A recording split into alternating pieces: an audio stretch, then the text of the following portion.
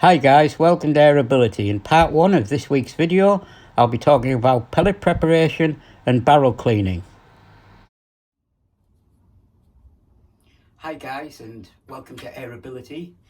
This week's been a bit quiet. I'm still waiting for my new rifle and I'm still waiting for the custom stock I've got ordered and my action to be returned from Ratworks.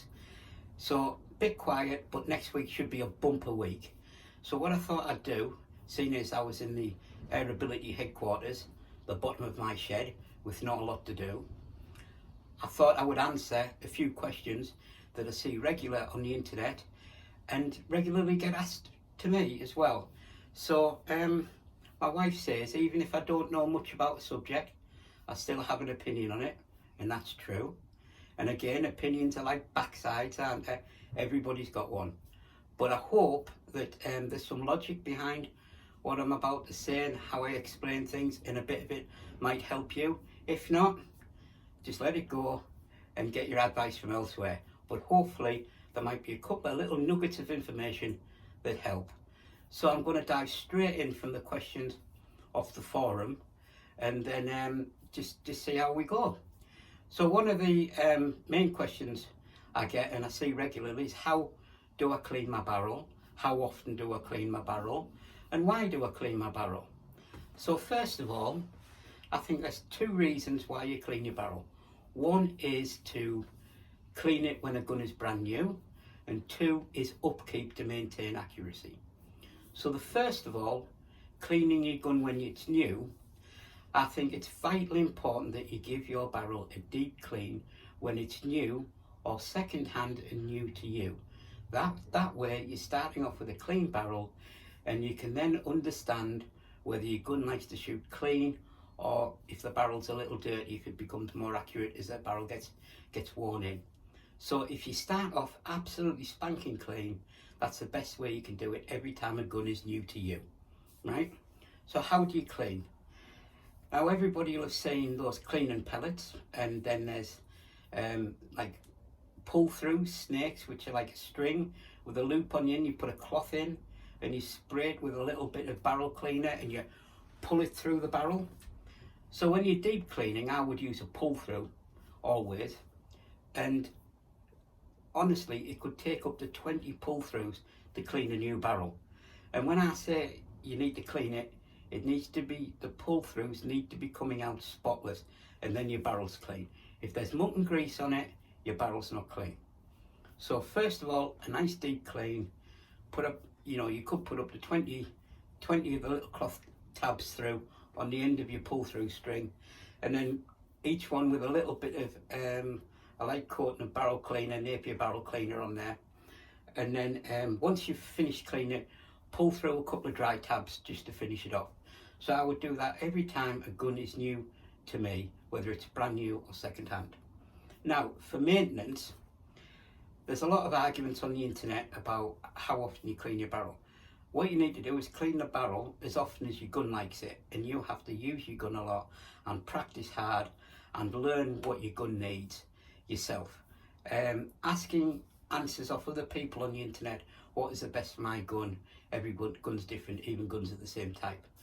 So what I tend to do is, for this Anschutz, the kind of routine I've got into is the maintenance routine. Obviously I deep cleaned it when I got it, and when I finish up, I put a cup, just 2 felt pellets through before I put it back in the case on a night after I've been shooting.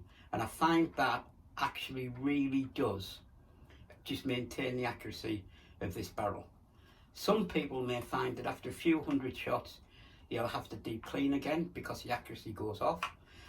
But remember, once you've deep cleaned, sometimes you have to shoot about 50 shots again to lead the barrel up and the barrel to get into it, into its best position for accuracy. So each barrel's different, but with most of my barrels I find an initial deep clean and then maintenance with a few felt pellets. Now one thing people get shocked at is when you fire a felt pellet, it makes a massive noise even if there is a silencer on the end. And the reason for that is the felt pellet is so light, it goes supersonic, and it's a mini supersonic boom, sonic boom coming out the end of your rifle. So what I do is I've got a little plastic tub here with a bit of metal in the bottom, and I put that over the barrel, and it catches the felt pellet, and if it's touching the end of the barrel, there's no gap for it to make the sonic boom, and it just goes so that really, it keeps the pellets from flying everywhere, the felt pellets, and it stops the silly noise. So that's win-win to me. The next big question on the internet is, what is the best pellet for my rifle? Nobody can answer that. But what people can do is tell you how to find out what the best pellet is for your rifle. So look on the internet and see what most people are shooting out of your type of rifle, right? Then get a selection of good quality brands that you know work in most rifles. And then it's down to pellet testing. You know, hours and hours of shooting and seeing which pellets you get the best groups out of, and then going back and rechecking your groups. So to get the best pellet for my anchors, I probably shot about a couple of thousand pellets and about 30 different types to get to the point I'm at now, where I'm completely happy with what I use, and to the point where I've bought masses of the things. So I can't sell the anchors because I've got too many pellets for it. But it's all about checking, rechecking your results, writing your results down, keeping your cards, shooting groups. There's loads of videos on the internet, especially from my friend Shed Shooter, on how to pellet test. So have a look there, spot on. And don't be scared to retest some pellets later on, because in different conditions, different pellets work better. Some pellets are better in the wind, some pellets are better in the heat, some pellets are better in the cold. I even find that my accuracy changes depending on the temperature, even with the anchors. So it's all about testing. There's no right or wrong pellet, it's what's pellets right for you. Make sure you test really good pellets and find the one that works best in your gun. Now people say to me, what size do I size my pellet? Well, that's irrelevant.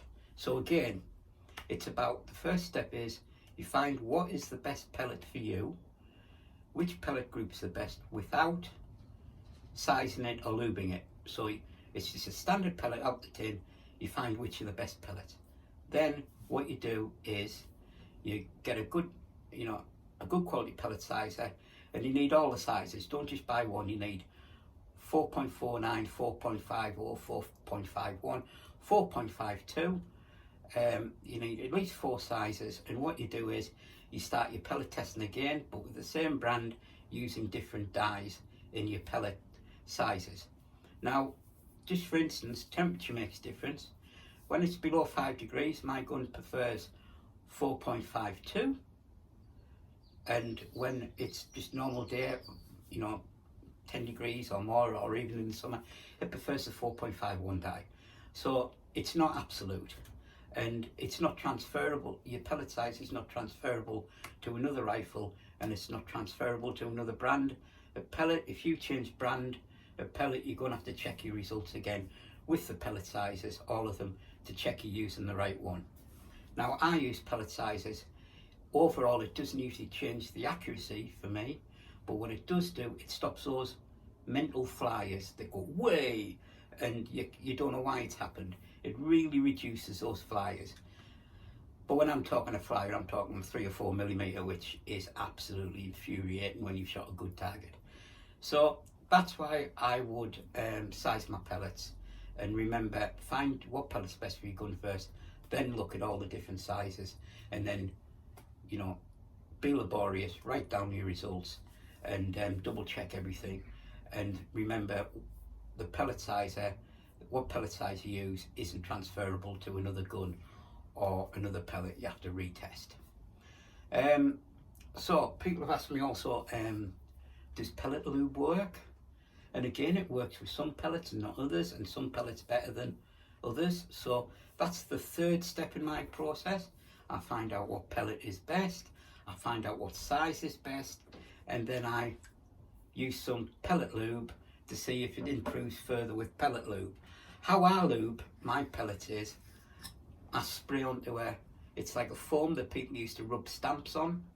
I spray my pellet lube onto there, and then I roll the pellets around on there directly before I put them into the gun. I find it gives a really light coating of pellets. I'm not wasting pellet lube. There's not grease everywhere. I'm not carrying tins of dripping pellets. And also, when you size your pellets, you're taking the edge off the pellet. So I always lube after I've sized them. So yes, in my instance, I use Barracuda FT, sized to 4.51, and yes, I use pellet lube when I'm using the anchovies. When I use my HFT 500, I don't find that pellet lube makes any difference with the pellets I've selected, and I don't size my pellets neither. There's no different stock, so different rifle, different results. There you go. Hi, join me in part 2 where I discuss my shot routine, how I use my scope reticle, and what considerations I need to take when shooting from a wheelchair.